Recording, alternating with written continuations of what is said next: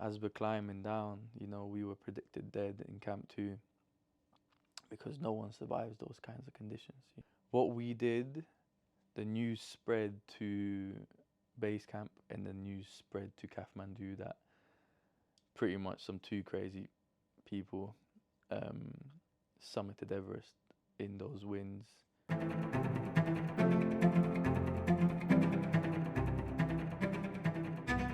So this is Reliving Climbing Everest, day 43.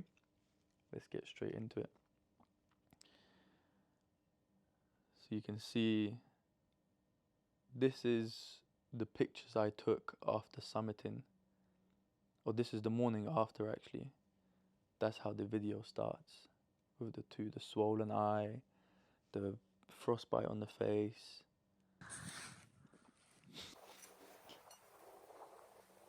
Those pictures, you see them, they're unrecognizable. You see me sliding, that's how I got down the majority of the way. It was a good technique. I did not care about, you know, people are like, oh, you're gonna ruin your suit, you're gonna do this. Yeah, I gave zero shits. Couldn't help it. I'm trying to get down. Cheers, boys. Still couldn't see, remember this whole eye swollen, so I'm stretching it with the glasses. And then obviously, as we're climbing down, you know, we were predicted dead in Camp 2 because no one survives those kinds of conditions. You know, they knew we were attempting to go because that's the last information Antonio went to give them. And it was only when we got past Lhotse Camp 4, which is much like on the way to down, we could get some radio signal when they first heard that there's scatter coming from us to, you know, Camp 2. And, you know, there's a bit of scatter coming through and they were like, what's going on? So we went even further down and then a little bit more, you know, scatter came through and the radio was playing up, it wasn't working. So we went down, you know, we kept on going down, tried again, and by then they were already like, something's going on, something's, you know, they know that Purba's alive because he's talking now, you know, and what's going on, you know, is Mike with you, is everything okay, are you safe, you need us to go up, da-da-da. Obviously this was all happening in Nepalese and I'm only getting the gist of the conversation of what Purba was telling me was happening. And at one point I looked at him, I'm like, get one of the boys to meet us at the beginning of Lhotse face with a little bit of kukuri, and that's what we were shouting in that video because that's the name, if you remember, I said it in the puja ceremony, that's the name of the local rum. And I was telling them to bring me some alcohol because I wanted to drink and celebrate this. And that's what they did. They got me a beer and we don't show it in the video, but there was a little bit of rum in the background as well. Haven't got to Camp 2 yet, but the boys came in with supplies, so... Tanya is very rest.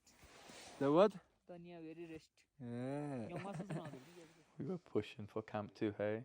You would not have seen more dedicated people on that mountain than us getting from Camp 4 to Camp 2 that day. Wounds will heal. This is day 43 of climbing Everest.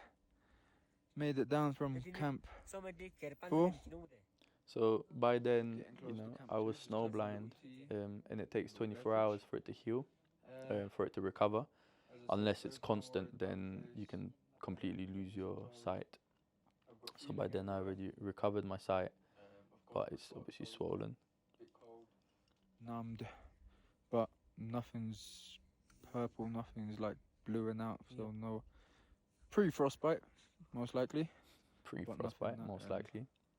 Won't heal by itself. Nothing that won't And heal yeah, by itself. Professional doctor on the mountain there, you know. The face is just pre-frostbite. Windburn. Face is a bit of windburn. I was snowblind on my left eye when climbing at one point, and then obviously now coming down it's a bit swollen, so I mean I got my vision back, which is good, but I don't have got my vision now back, which obviously is the good. swelling still can't got to force it open. So when I put my goggles on I like stretch my eye out. Yeah, that's what Anyway. I was doing. Stretch the eye, put the goggles on so my eye Today was Camp kept 2, up open like this. tomorrow base camp, We had to stay the night in Camp 4 because it was windy as we would not have made it back to Camp 2 that easily. We would have made it back, but we wouldn't have made it back that See, easily. even there, Anyway. this is pretty much the end of Cheers. the video, but That's pretty much it. For I Climbing say in Everest the Day video, 45. I say it was so windy, we would not have made it back to Camp 2. And then I go, no, we would have made it back, but we wouldn't have made it back as easily. So even there, after all of that, you can just still see that the mindset that's instilled. You know, it's never oh, we would not have made it. You can never put that in your head. At no point can you go, yeah, we wouldn't have made it if it was for this. You always could have made it, just not as easily, or you know, like it would have been harder, but we would have still been good. Got to Camp 2, obviously Gabriel, Dracula, Antonio, everyone was happy to see us, you know. What we did, the news spread to base camp and the news spread to Kathmandu that pretty much some two crazy people summited Everest in those winds, in like 70-kilometer winds, when no one else was up there. So we're continuing straight into day 44, which is, you know, I got to Camp 2, saw Antonio, saw Gabriel.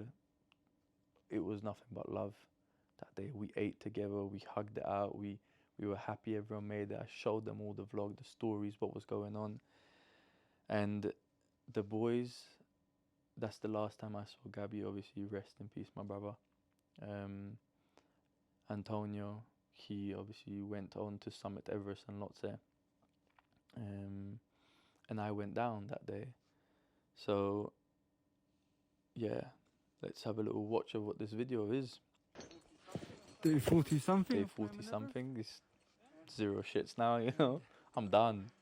Going from Camp 2. And you remember how at the beginning I said you don't traverse the Kumbu Icefall in peak sun conditions, everything.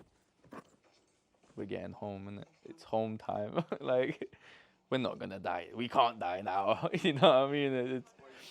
It's just against the rules, right? If we just summited that and imagine something happened during the Kumbu Icefall. Anyway. Apparently we're very famous in Kathmandu as obviously base camp manager bought me a nice bottle of cookery mixed with a bit of Coca-Cola. Obviously brought some cookery over, which is like rum. Yeah, you feel me? I had a good couple of swigs, and obviously by then everyone's taken our equipment. In that video there, people don't realize, but that was a video of me actually drunk, walking through the ice wall. Because I had like 4 or 5 shots of cookery, and it was off. Got to the camp. Can't smooth there. That face.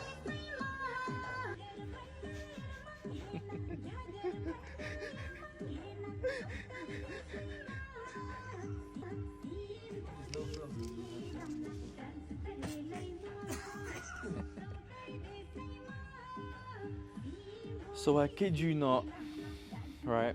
We got to base camp. I called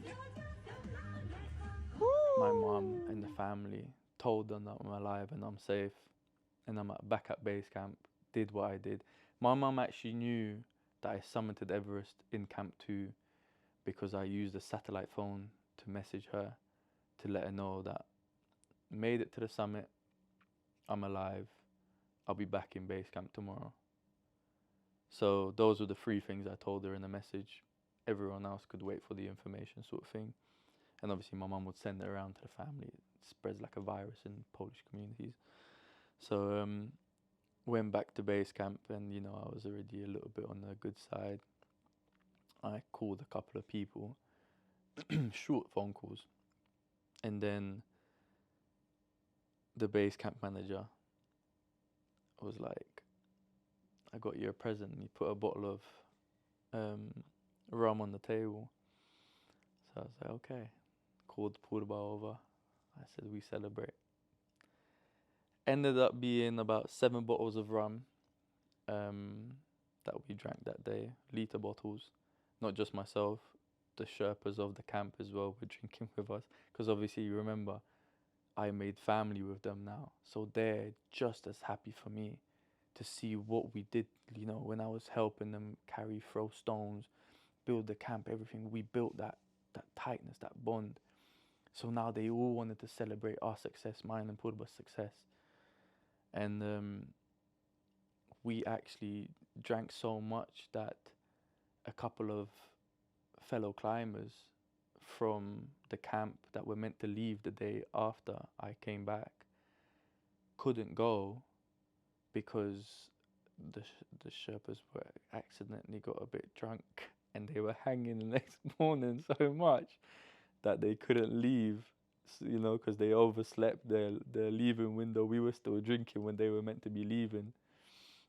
So the guys came up to me the next morning. They're like, Mike, do you mind please not doing the same thing, like drinking or partying tonight, because we kind of want to go and summit as well. And I looked at them. I'm like, oh, boys, I'm sorry. I didn't realize that's what happened. I didn't realize your Sherbets were drinking with us too.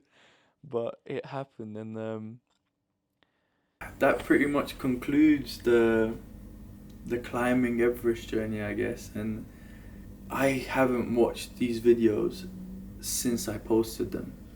I haven't read the comments since I posted these videos. I hands down, I read a couple, but I haven't relived this Everest moment, these Everest videos.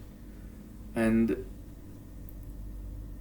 that was actually, to relive that journey now, it was an experience, hey? That was a journey. You know what? I can't wait to do the next thing, and the next thing's coming soon. Let me tell you that. How we're gonna top this, I don't know yet, but there's an expedition coming soon that's already in the works, and I've got something big planned for 2025. So stay tuned for that. And yeah, I guess we'll see you in the next one. Kurva strong. Come on.